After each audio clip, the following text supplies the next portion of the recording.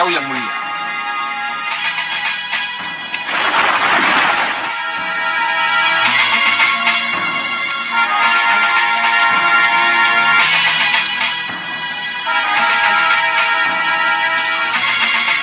Aku, Rupa Kenca.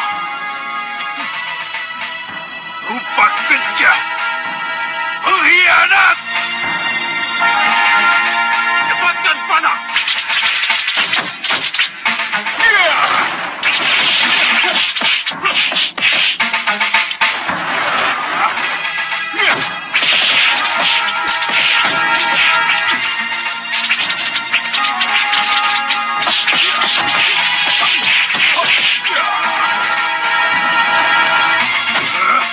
Serang mereka!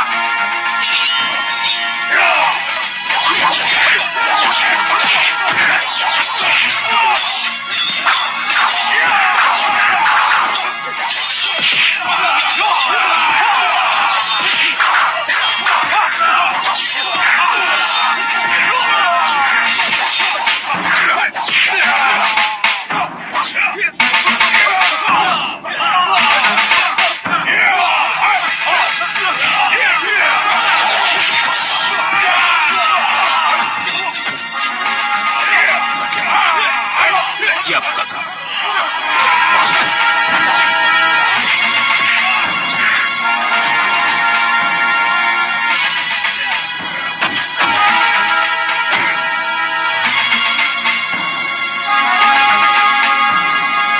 Sengkang Bablang, kini saatnya kita berhadapan. Rupa Kenca, kamu pikir kau siapa? Ha? Kau pikir kau bisa menang melawan Sengkang Bablang? Ha? Ayo maju, hadapi Sengkang Bablang.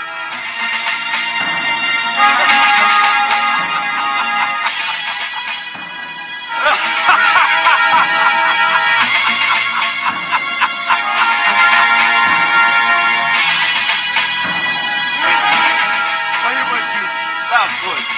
Tidak!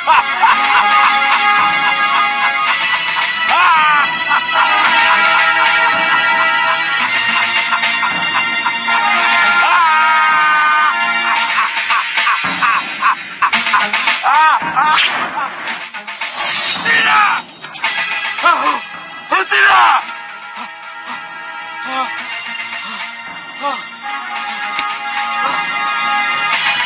Prajurit! Prajurit! Prajurit!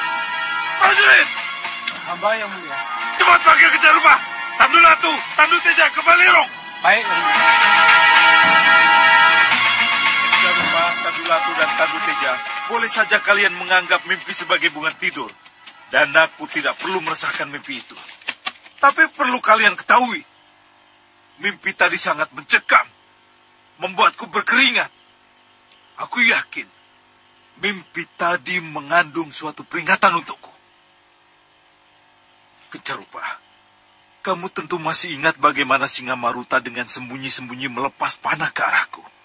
Setelah Rupa Kenca membongkar rahasia keapasanku. Saya masih ingat yang mulia.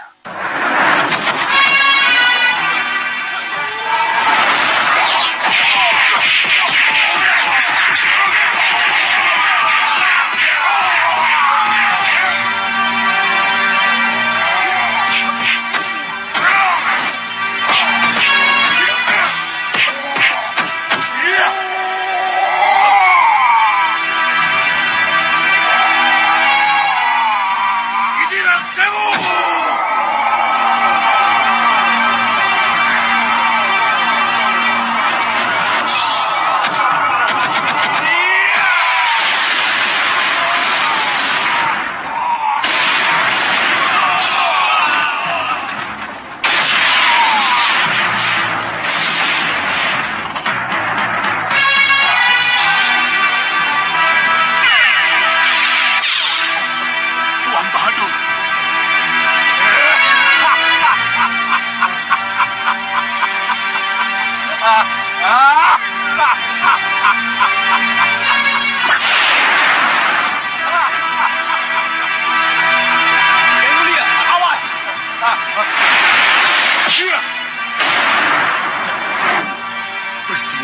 terjadi lagi padaku.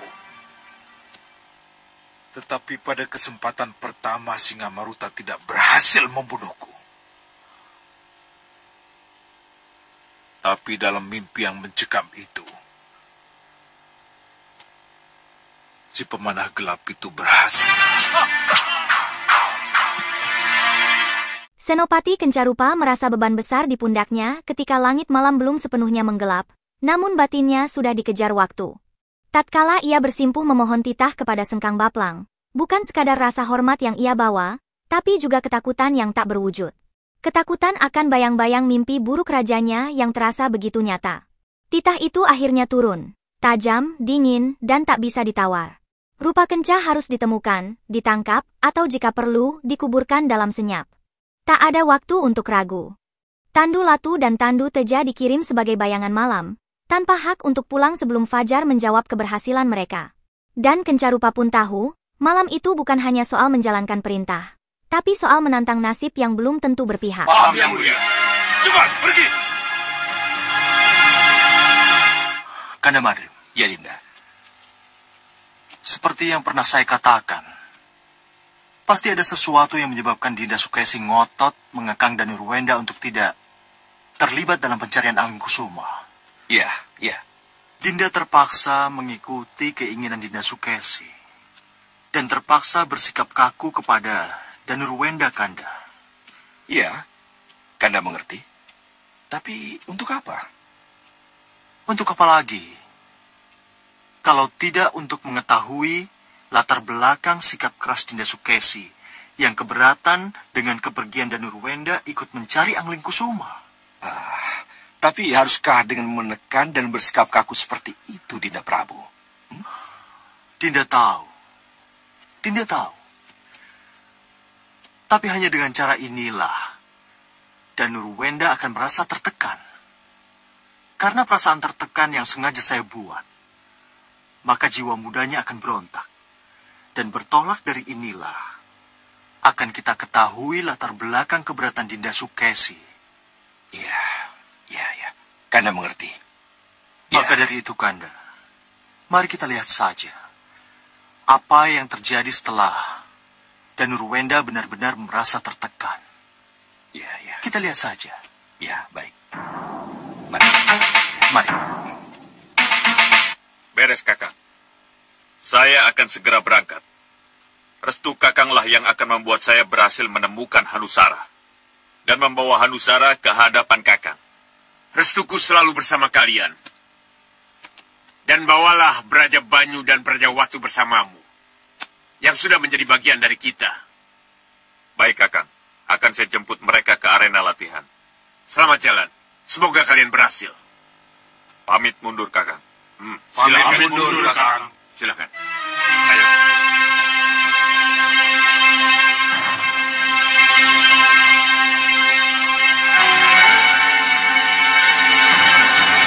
Cantrik. Yaki. Kamu dan para cantrik yang lain harus menjadi benteng yang kuat. Untuk itu, mulai hari ini aku akan melatih kalian. Akan kubuat kalian menjadi pendekar-pendekar yang tangguh. Bangun! Yaki. Ayo, siap semuanya.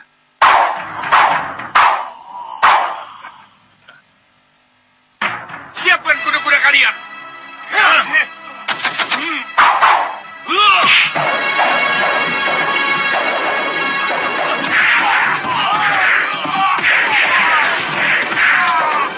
Payah. Kuda-kuda kalian buruk. Ayo bangun. Minum obat penawar yang aku buat. Dan besok latihan lagi. Terima kasih.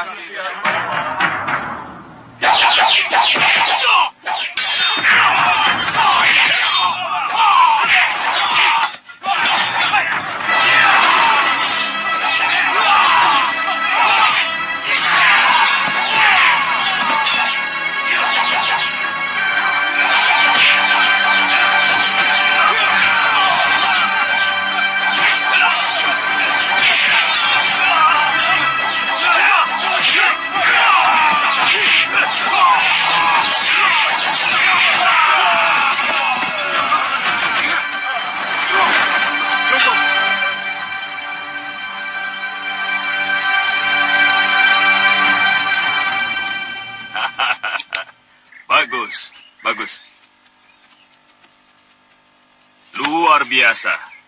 Kemajuan kalian luar biasa, Braja Banyu, Braja Watu. Terima kasih Kakang Hanucara. Ya. Dan karena kemajuan yang kalian capai inilah, Kakang Hanubawa memberi kepercayaan pada kalian untuk mendampingiku, mencari Hanusara yang balelo. Terima kasih Kakang. Saya dan Adi Brajawatu akan bahu-membahu membantu Kakang. Iya Kakang. Dengan kami akan Kakang temukan Hanusara yang balelo itu. Kapan kita berangkat Kakang? Pagi ini juga. Cepat berkemas. Kita berlomba dengan waktu. Ayo cepat. Baik Kakang. Terlalu merah. Harus dikurangi.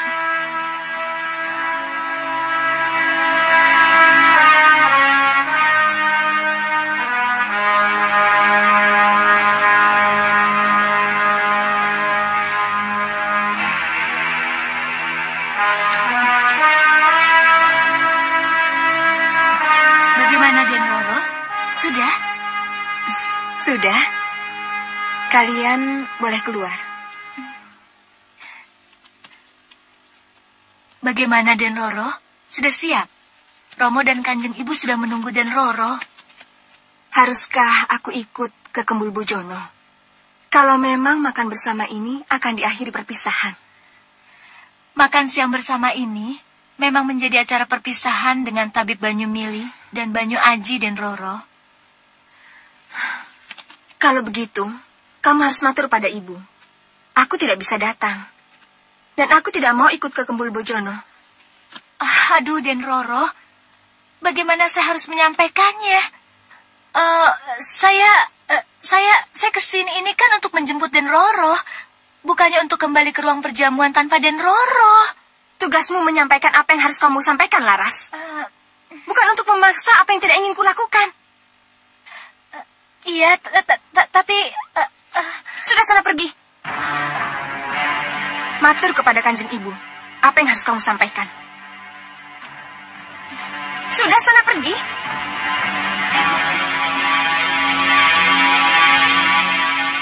Mohon pamit Den Roro.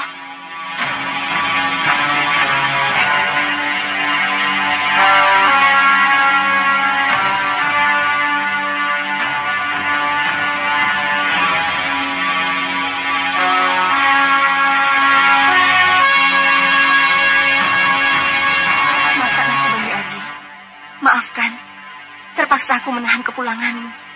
Apa kau bilang? Ketika angin sore menyentuh dedaunan, hati Ibu Melati justru disergap hening yang menyesakkan. Kata-kata Nyi Laras menampar kesadarannya seperti kabar duka yang tak bisa ditolak. Putrinya, bunga harapan dan kehormatan keluarga, memilih absen dalam Kembul Bojono.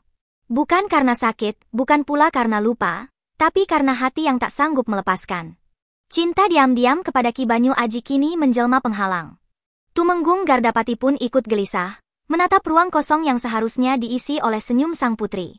Namun yang ia dapati hanya sunyi dan sejumput kecewa, sebab pesta yang seharusnya menjadi penghormatan, justru berubah jadi pertunjukan kehilangan yang tak diundang.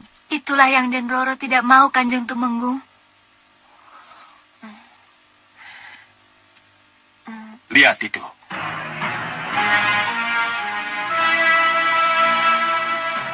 Silahkan Tuan, hidangan sudah disiapkan.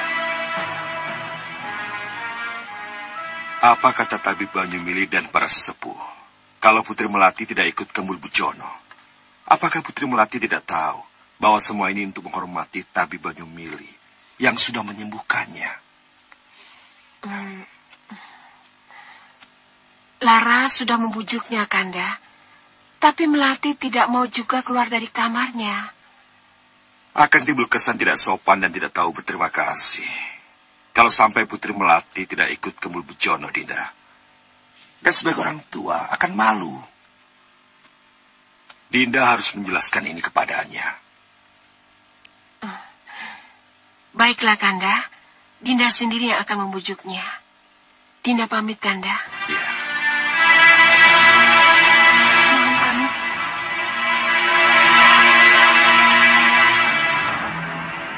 Pasti ada sesuatu yang membuat Putri Melati menjadi seperti ini. Ada apa?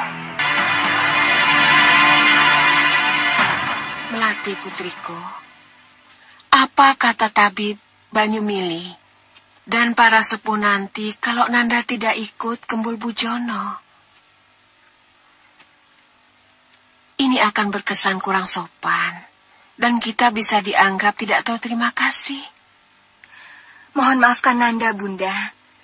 Nanda hanya ingin ikut Kembul Bujono kalau ucapan Romo dan Kanjeng Ibu tidak hanya sekedar Kembul Bujono dan upah berupa pundi-pundi emas pada tabib Banyumili dan putranya. Nanda ini bicara apa? Nanda ingin tabib Banyumili diangkat menjadi tabib Katumenggungan, Bunda. Tabib Banyumili diangkat sebagai tabib Katumenggungan? Iya, Bunda. Dan Banyu Aji diangkat sebagai Pandega Katumenggungan. Nanda, bagaimana Nanda bisa berpikir seperti itu? Tabib Banyumili sudah menyelesaikan tugasnya, dan dia harus cepat kembali ke desanya. Tabib Banyumili bukan sekedar tabib, Bunda. Tapi dia juga mampu membongkar persekutuan jahat yang nyaris menghancurkan Katemenggungan. Apa jadinya Katemenggungan kalau seandainya tabib Taruseka yang bekerja sama dengan Ki Braja Geni berhasil menyembuhkan Nanda? Silakan, Raden. Silakan Tuan Tabib. Terima kasih. Katemenggungan akan menjadi milik Taruseka dan berarti milik Braja Geni juga. Dan Kakang Banyu Aji juga bukan sekedar anak tabib, Bunda. Dia adalah pendekar mumpuni yang sudah membuktikan kelebihannya. Iya, Nanda benar. Salahkah kalau pendekar Kakang Banyu Aji diangkat derajatnya sebagai pendekar Katemenggungan? Pandangan Nanda mengenai tabib Banyumili dan putranya Banyu Aji benar. Tapi apa Romomu tidak terkejut mendengar permintaanmu yang terlalu berlebihan seperti ini? Permintaan putrimu itu masuk akal, Dinda. Apa yang dikatakan putrimu itu benar. Tabib Banyumili dan Banyu Aji sudah membuktikan bahwa mereka sangat loyal pada Katemenggungan, setia dan tidak mengejar hadiah. Walaupun mereka tahu secara resmi Katemenggungan menjanjikan separuh dari Katemenggungan sebagai hadiah bagi yang bisa menyembuhkan Melati. Tapi kita semua tahu, Tabib Banyumili menolak semua hadiah itu. Iya, Kanda. Jadi usul Melati itu benar. Kita harus memberikan sesuatu yang berarti pada Tabib Banyumili dan Banyu Aji anaknya. Iya. Melati. Iya, Romo. Katemenggungan memang butuh seorang tabib dan pendekar tangguh seperti Banyumili dan Banyu Aji. Romo akan tawarkan usulmu pada mereka. Semoga mereka mau menerimanya. Terima kasih, Romo.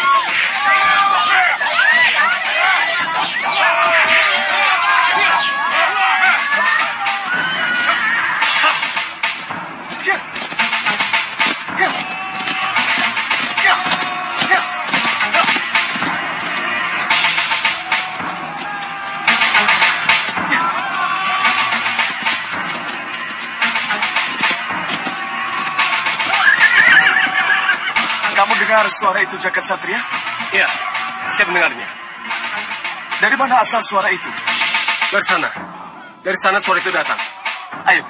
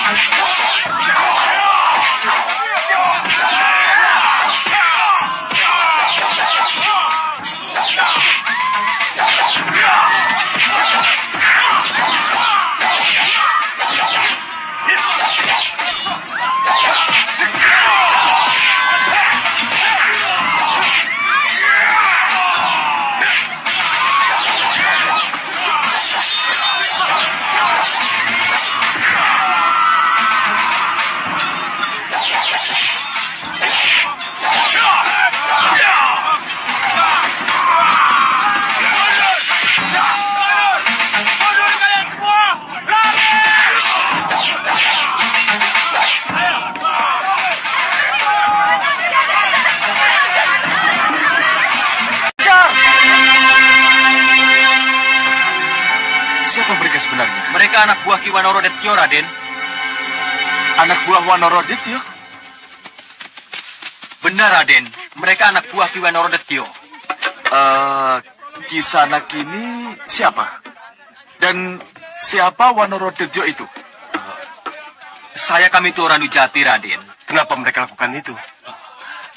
Desa ini dan beberapa desa lain secara berkala harus menyerahkan upeti kepada Ki Wanorodetyo di tempat yang mereka beri nama Pesanggarahan Kiskendo. Kiskendo?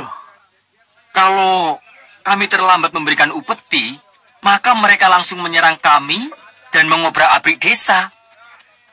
Ki Wanorodetyo tidak pernah mau tahu dengan kekeringan yang melanda desa kami. Apa ada perjanjian tertulis antara penduduk desa ini dengan manusia liar itu? Sehingga warga desa ini wajib mengirim upeti pada mereka. Tidak, Raden. Tapi tradisi itu sudah berjalan turun-temurun dan menyiksa kami. Wanorodetyo dan para manusia liar itu penjajah. Mereka memperbudak kami. Apapun alasannya, Wanorodetyo dan kelompoknya adalah gerombolan pengacau, Raden. Mereka harus ditumpas. Ya, kamu benar, Jagat Satria. Mungkin inilah sebabnya kenapa perjalanan kita sampai di sini. Kamito, bisakah Kamito tunjukkan di mana Pesanggerahan Kiskendo itu berada? Ya. Bisa, Raden. Saya bisa menunjukkan. Tapi apa tidak berbahaya kalau Raden harus ke sana? Kalau para manusia liar itu bebas keluar masuk desa ini, sekarang apa salahnya kalau kami berdua yang gantian masuk ke wilayah mereka? Iya, Raden. Kami tahu, tapi... Sudahlah. Tugasmu hanya menunjukkan tempatnya. Selanjutnya, itu urusan kami. Iya, Raden. Iya. Ayo, kami mengerti. Sebelum langit benar-benar berubah kelam, Malwapati yang biasanya anggun mulai digerogoti gelombang tak kasat mata. Nyi Salindri muncul seperti bayangan luka masa lalu, dengan langkah perlahan dan nafas tertahan. Ia bukan membawa kabar biasa, tapi sesuatu yang bisa mengubah segalanya. Di balik gerakan lembutnya, tersembunyi badai yang siap mengguncang istana. Raden Danurwenda menangkap isyarat itu, bukan lewat kata-kata, tapi dari aura yang menggantung di udara. Ia mengikuti diam-diam, menyadari bahwa detik-detik berikutnya bisa menjadi awal kehancuran atau kesempatan terakhir untuk menyelamatkan sesuatu yang lebih besar dari sekadar rahasia. Ketika para dayang meninggalkan kamar, dunia terasa seperti menahan nafasnya. Sesuatu akan pecah. Salindri. Aneh ya, kenapa tiap Nyi Salindri datang kita disuruh pergi? Ada pembicaraan rahasia kali? So tahu kamu. Ayo.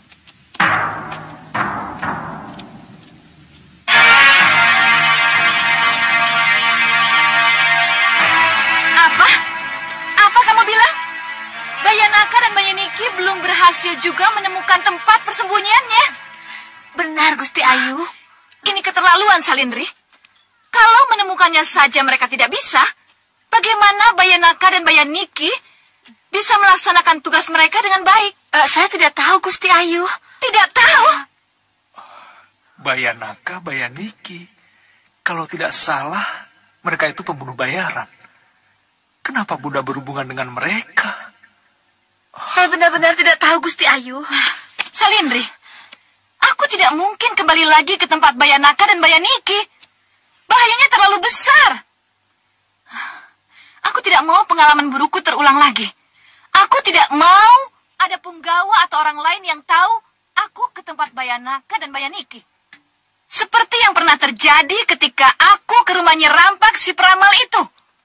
Iya, Gusti Ayu. Untuk itu, kamu sendirilah yang harus kembali menemui Bayanaka dan Bayaniki dan menekankan agar secepatnya mereka menyelesaikan tugas mereka. Iya, Gusti Ayu. Pangeran Anglingkusuma harus sudah mereka bunuh sebelum Ramaja Gandhi dan Jagat Satria menemukannya. Katakan itu pada mereka. Iya, Gusti Ayu. Ini keterlaluan. Sungguh keterlaluan kalau Bunda sampai punya pikiran sejauh itu. Sekarang ini juga kamu pergi dan jangan pernah kembali. Akan dawuh, Gusti Ayu. Saya akan bawakan kalung atau cincin Pangeran Anglingkusuma sebagai bukti. Saya mohon restu, Gusti Ayu. Ya, berangkatlah. Saya pamit, Gusti Ayu.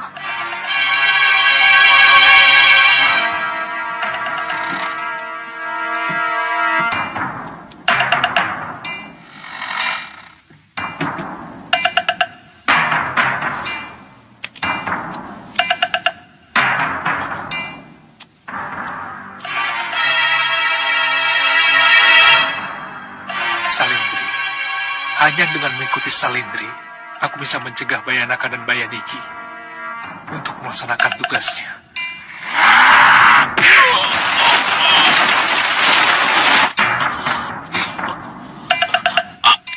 Ampuni saya, Kakak. Kenapa kalian tidak punya perhitungan? Maafkan saya, Kakak. Maafkan saya. Saya tidak sanggup melawan pendekar-pendekar itu. Sehingga saya mengajak anak buah saya mundur.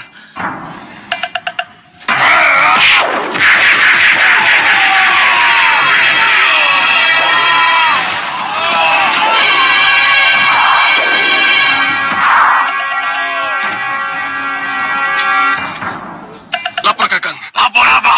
Kami Tuoran Dujati datang, Kakang. Ia datang bersama 2 pendekar. Apa? Ini pasti 2 pendekar yang menghajar anak buahku. Berani sekali mereka datang. Ayo, kita balas kekalahan kita.